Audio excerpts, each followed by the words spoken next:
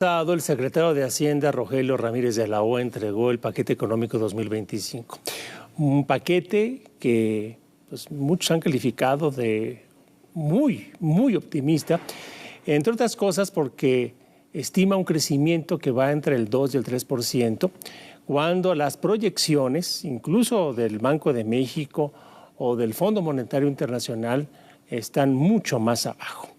De esto, de lo que viene en el paquete económico, vamos a platicar en unos momentos con Alicia Salgado, Alberto Aguilar y Rogelio Rodríguez Garduño.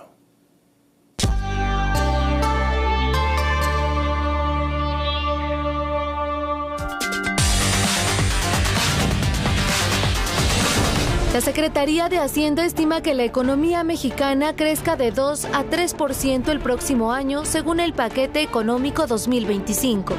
Pronosticar un crecimiento entre el 2 y 3% el próximo año es algo muy optimista, considerando que hace un mes el Fondo Monetario Internacional recortó su pronóstico de crecimiento de 2.2 a 1.5%, mientras que el Banco de México también disminuyó su pronóstico de 2.4 a 1.5% este año y de 1.5 a 1.2% para 2025. El presupuesto 2025 también prevé reducir el déficit fiscal a 3.9% desde el 5.9% de este año. Esto es la herencia de 6.6 billones de pesos del expresidente López Obrador, la deuda más alta de la historia.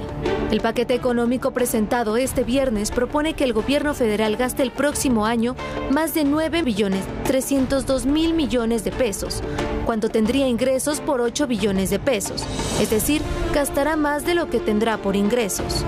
El paquete económico prevé una inflación de 3.5%, cuando en octubre se aceleró a 4.69% a tasa anual, y un tipo de cambio de 18.7 pesos por dólar. El paquete económico contempla menos presupuesto a seguridad y medio ambiente, más para vivienda e infraestructura. La Secretaría de la Defensa Nacional es la más golpeada, con un recorte de 43.8% respecto a lo que recibió en el 2024. Mientras que la SEDATU, al ser la política habitacional una de las prioridades del gobierno de Claudia Sheinbaum, tendrá un incremento de 183.3%. Además, 11 de cada 100 pesos se van a destinar a los programas sociales y obras prioritarias. Para ADN 40, Fuerza Informativa Azteca. Bien, ya estamos en la mesa. Caballeros, si me permiten, primero Alicia Salgado, bienvenida, buenas noches. Muy buenas noches, ¿cómo estás, José Luis? Muy bien, buenas gracias. Noches. Buenas noches, Alicia. Doctor, qué gusto, está? José Luis. Rogelio Rodríguez Garduño y Alberto Aguilar. ¿Cómo estás, José Luis? Qué gusto, ¿eh? Bueno, en la nota previa estábamos escuchando que, bueno, la estimación de crecimiento, bueno, los criterios generales de política económica incluyen varios elementos, pero uno de ellos es la estimación de crecimiento. Y hay una disparidad entre lo que se está proyectando, lo que está proyectando la Secretaría de Hacienda con un crecimiento entre el 2 y el 3, pero pues prácticamente todas las instituciones públicas y privadas, estoy hablando del Banco Central, del Banco de México y algunas firmas comerciales, pues la más optimista lo están fijando en 1.5 cuando mucho. Alguien en algún lugar no están haciendo bien las cuentas o los cálculos. ¿Cómo lo ven, Alicia? Mira, yo creo que hay que ser objetivos también en este caso. Es difícil pronosticar un crecimiento económico en un proceso en el que hemos observado desaceleración. O sea, los datos reales de la economía mexicana te muestran, al menos durante septiembre y octubre, el indicador de oportuno de la actividad económica, que tenemos crecimiento negativo. Y también los datos de manufactura que levanta tanto el IMEF como Banco de México. La proyección de Banco de México te dice que el proceso de desaceleración económica está en marcha. O sea, venimos así cayendo desde finales del último trimestre del año pasado, desde 2023. Apenas tuvimos un ligero repunte en el mes de agosto, pero no se sostuvo, de tal manera que hay un problema. Los indicadores de consumo sí crecen, pero lentos. Digamos que estamos en estancamiento económico. Y sobre esa base de realidad es muy difícil proyectar una base de crecimiento optimista y decir que la fortaleza del consumo interno, también la capacidad de generación de nuevo empleo, dices, ¿cómo? ¿De dónde? ¿No? Y la atracción de inversión Pues sí, pero con una incertidumbre del tamaño del mundo, una externa y otra interna, que es Trump y la aplicación de la elección judicial, ¿no? El cambio en la reforma judicial. Y finalmente el hecho de que dijo el secretario de Hacienda que se estaba incorporando cada vez más un número importante de mujeres fuerte en materia en el mercado de empleo formal. Puede ser que tenga alternativas para decir si va a crecer la economía, pero más cercano del 1% que del 2%. Ahora ellos realmente sí están haciendo una estimación del doble de la tasa de crecimiento que está registrando la economía este año, que es 1.2% en el mejor de los casos. Promedio anualizado. Entonces, para el año que entra, tener un doble de crecimiento supone o que tenemos un gran flujo de comercio exterior o que tenemos una gran capacidad de generación de empleo a partir del sector privado y eso representa certidumbre al sector privado. Y la certidumbre parece ser que es, digamos, la fibra más sensible con este asunto de la reforma en la estructura judicial. Alberto Aguilar. Bueno, pues a mí no me sorprende lo que sucedió con la presentación del presupuesto 2025. Desde que llegó el gobierno de Andrés Manuel López Obrador, los secretarios en turno han presentado presupuestos muy optimistas. En 2023 le salió, pero por el tema de los Estados Unidos. 22 y 23. 22 y 23 le salió.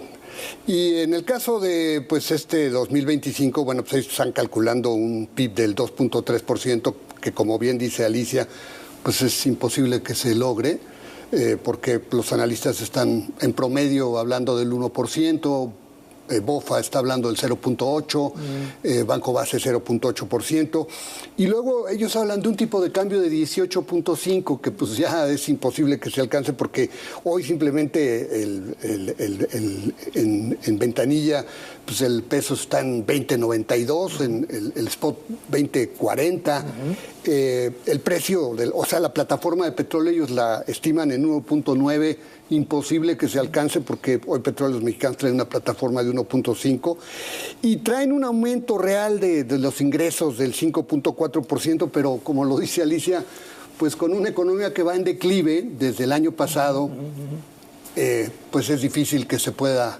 remontar o que se pueda aumentar el ritmo de la actividad económica.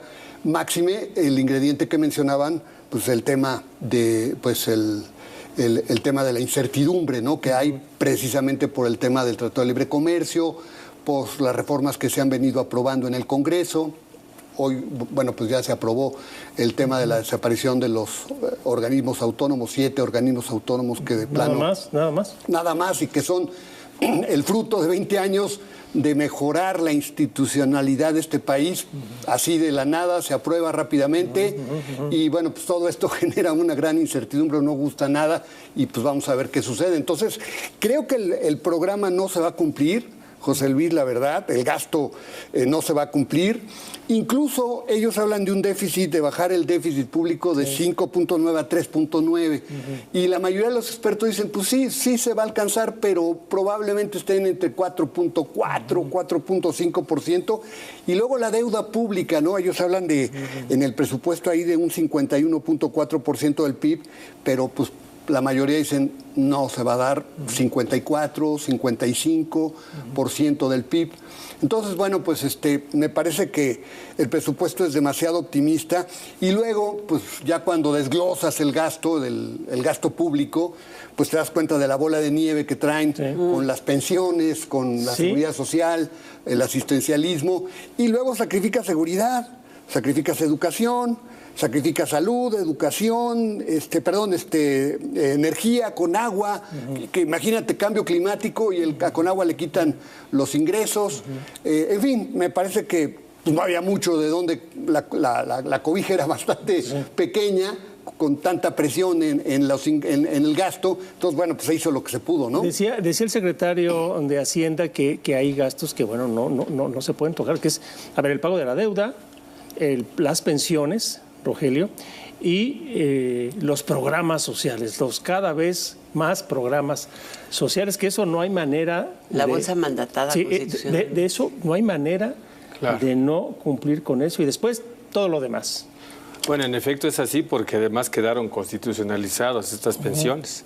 Y traemos ahí pues la estrella de ellas, que es la pensión de adultos mayores, con una carga importantísima de gasto, y luego estas pensiones que se fueron agregando, digamos, los programas Sembrando Vidas, y ahora se agrega las becas Rita Cetina, que son nuevos programas, las de mujeres de 64 y 63 y 64, que ni más ni menos son aproximadamente 800,000 millones de pesos. Esta circunstancia nos lleva a pensar que eso, más la deuda contraída que Alberto señalaba en el pasado, digamos, ejercicio que no debemos olvidar que fue de las más altas de 1994 y que hoy estamos con un servicio de deuda de 1.3 billones en el presupuesto. Esto es, nuestra tarjeta de crédito nos va a costar pagarla 1.3 billones, porque además estamos contrayendo deuda 1.7 billones para, digamos, compensar el ingreso y el gasto, ¿no? Pero a mí me parece que lo que hoy tenemos es un presupuesto como dijo el secretario, yo me quedo con lo que él dice, un presupuesto que pone en pausa un poco el proceso acelerado de gasto, en donde digamos, las obras emblemáticas del presidente Obrador, que cerraron a tambor batiente, vamos a llamarlo así, pero con un despliegue de gasto, Rogelio, mucho dinero. El Tren Maya tiene recursos, una herencia del tramo del Toluca-México, que todavía tenemos un gasto, ahí tenemos todavía ejercicio para el interoceánico, tenemos ahí recursos que no se acaban de terminar, la refinería todavía tiene carga presupuestal, y ahora viene pues el tema de los proyectos de la presidenta. Pero ¿por qué digo esto? Y un poco quisiera aterrizar en ello. Este paquete, y sobre todo, digamos, el tema de egresos, es un tema efectivamente de paz para retomar, porque viene el Plan Nacional de Desarrollo, que habrá de presentar la presidenta antes de abril del próximo año. Mayo.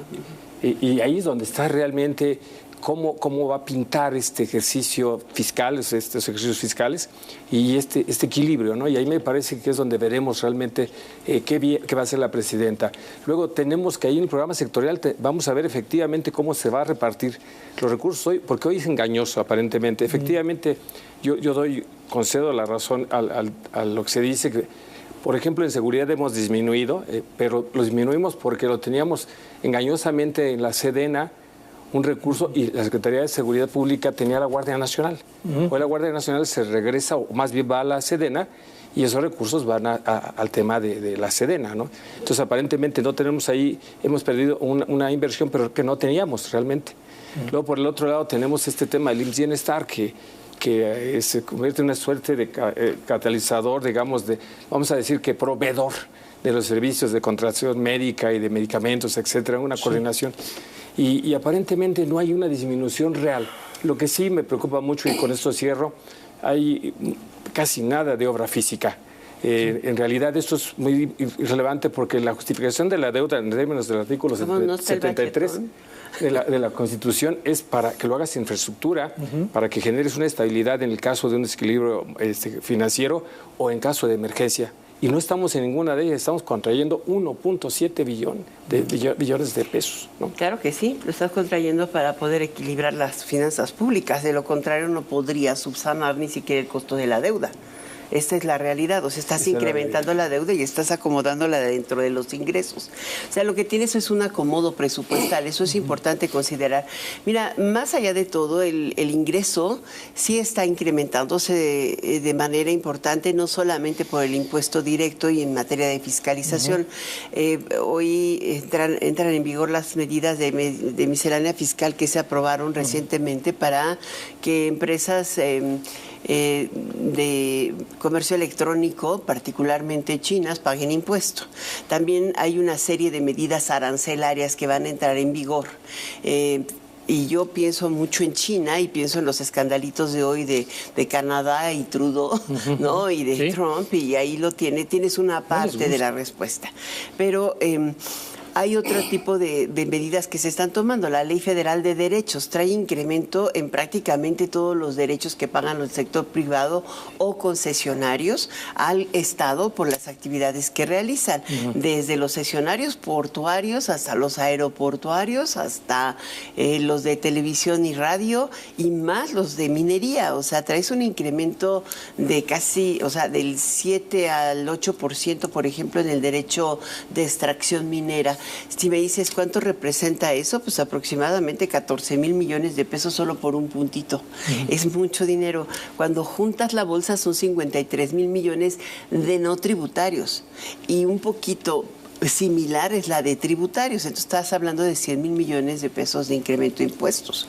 Es más fácil decir no hay y no es suficiente y deben subir tasas. Me parece que México tiene, de acuerdo con la Organización para la Cooperación y Desarrollo, al menos dentro de los países OCDE y también en el índice de taxación del Fondo Monetario, México tiene las tasas más altas. Si tú juntas el impuesto sobre la renta, el impuesto al valor agregado, los impuestos locales, lo que le llaman los derechos y aprovechamientos, porque además te cobran, es parte de los impuestos, los IEPS, que son como gigaivas, en general tienes una tasa cercana al 53% sobre actividades productivas. Es de las más altas del mundo. Otra vez, Alberto, al sector productivo, a la iniciativa privada, lo que genera empleo. Es irte sobre lo fácil. Otra vez. Es irte sobre la fiscalización. Eso es justamente lo que viene, o lo que va a intentar el gobierno federal, fiscalizar más a los contribuyentes cautivos, a los que ya se tienen, los que pagan las siempre. Empresas, los que pagan siempre, mientras que la economía informal pues ha venido creciendo de una manera brutal. Yo la verdad me muestro un poco más escéptico en cuanto a la capacidad que tenga el gobierno de recaudar ingresos. Ellos están hablando de un crecimiento de ingresos tributarios del 3%, pero si la economía no crece, no puedes recaudar. ¿Por qué? Porque no hay impuestos sobre la renta suficiente, porque las empresas no están creciendo. Los no tributarios. Y luego el IVA, muchísimo. Pues es lo mismo, no hay consumo, pues no recaudas IVA. IEPS, lo mismo, no hay crecimiento, pues no recaudas el IEPS de la gasolina porque la gente utiliza menos los coches, hay menos transporte. Y luego a esto le agregas los que tienen que ver con el petróleo, ¿no? Pues si tienes una plataforma de petróleo baja, pues también. Y luego le agregas el tema de que mucho del petróleo lo van a reorientar para el mercado interno y no para exportación, que es un tema ahí medio complicado de entender, porque no es muy redituable, pues al final de cuentas también le estás pegando a los ingresos tributarios. Y bueno, yo quisiera remarcar un tema. Este ejercicio era muy importante en esta ocasión. Yo les decía, bueno, la verdad no me sorprende que pues haya sido un ejercicio digamos, muy optimista. Así se ha presentado en los últimos años. Pero ahora era muy importante, José Luis, que la Secretaría de Hacienda tratara de ser, digamos, muy cercano a lo que piensan los analistas, porque está la mirada de las calificadoras. Sí. Ya nos cambiaron la perspectiva recientemente, ya tenemos muy baja calificación con Fitch. Falta a ver. Moody's lo mismo. Moody's, bueno, ya nos cambió la perspectiva. Falta ver qué dice Standard & Poor's. Pero a mí me preocupa la nota soberana. Y yo creo que hay bastantes elementos de juicio para que en un momento la nota soberana pueda disminuir, y eso nos va a costar más, ya que hablaba Alicia del tema de la deuda, que se sigue incrementando. Bueno, es un tema que seguramente dará para más. Todavía falta la discusión en San Lázaro, ya iremos platicando. Muchas gracias, por hacernos llegar su punto de vista y el análisis así de saque de lo que es el paquete económico 2025. Gracias. Gracias, José Luis. Buenas noches. Buenas noches. Gracias. Quédense en la señal de ADN 40. Quédense con Jorge